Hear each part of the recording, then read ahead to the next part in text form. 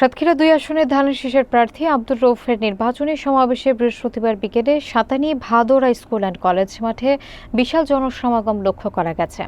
সমাবেশে প্রার্থী স্থানীয় প্রশাসনের ব্যর্থতা এবং দুর্নীতির সমালোচনা করে পরিবর্তনের প্রয়োজনীয়তা তুলে ধরেন। উপস্থিত জনগণ এবং নেতাকর্মীরা ধানের শীষের পক্ষে ঐক্যবদ্ধ থাকার অঙ্গীকার করেন। বিস্তারিত দেখুন মোকাররম বিল্লাহ ইমনের প্রতিবেদনে। সাতক্ষীরা ২ আসনে ধানের শীষের প্রার্থী আব্দুর রৌফের বিকেলে অনুষ্ঠিত নির্বাচনী সমাবেশে বিপুল সংখ্যক ভোটার এবং নেতাকর্মী উপস্থিত ছিলেন। সাতানী ভাদোরা স্কুল অ্যান্ড কলেজ মাঠে অনুষ্ঠিত এই সমাবেশে প্রার্থী তার বক্তব্যে বর্তমান প্রশাসনের ব্যর্থতা এবং দুর্নীতির তীব্র সমালোচনা করেন এবং জানান জনগণ এবার ভোটের মাধ্যমে পরিবর্তনের বার্তা দেবে। তিনি বলেন, জনগণের অধিকার পুনরুদ্ধার, দুর্নীতিমুক্ত প্রশাসন গঠন এবং দীর্ঘদিন অবহেলিত অঞ্চলগুলোর উন্নয়নের জন্য ধানের শীষই একমাত্র ভরসা।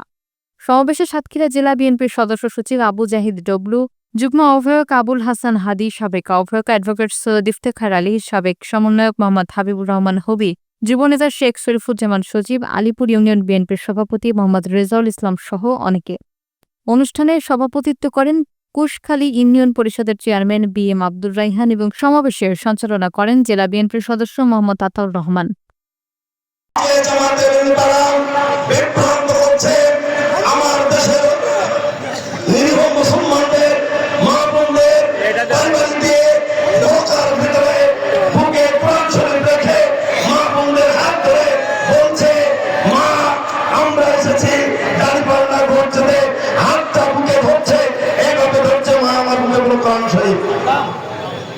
এই ধোঁকা বন্ধ করেন, জনগণের কাছে যান, জনগণ যদি আপনাদের ভালোবাসে ভোট দেবে।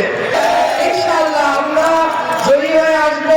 ইনশাআল্লাহ আপনারা সবাই সাথে থাকলে ইনশাআল্লাহ আল্লাহর রহমত করলে কেউ আমাদের আটকাতে পারবে ইনশাআল্লাহ। এবং এই বাংলার মাটিতে যারা গুমের শিকার হয়েছে তাদের বিচার হবে।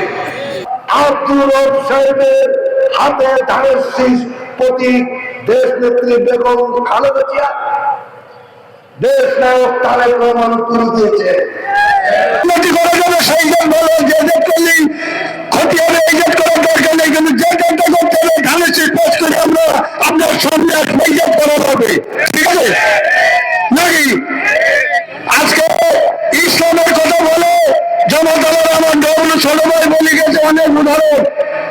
আমি একটা ব্যাখ্যা দেয়, একটাই ব্যাখ্যা হলো আমল যদি ঠিক না থাকে ওইসব ব্যাখ্যায় কোনো কাজ থাকবে না, ওইসব ব্যাখ্যায় কোনো ভেস্তে দেওয়া যাবে না, কোনো সুযোগ নেই। মিথ্যে কথা যত বলবো তত কি হবে আল্লাহ ভালো জানে।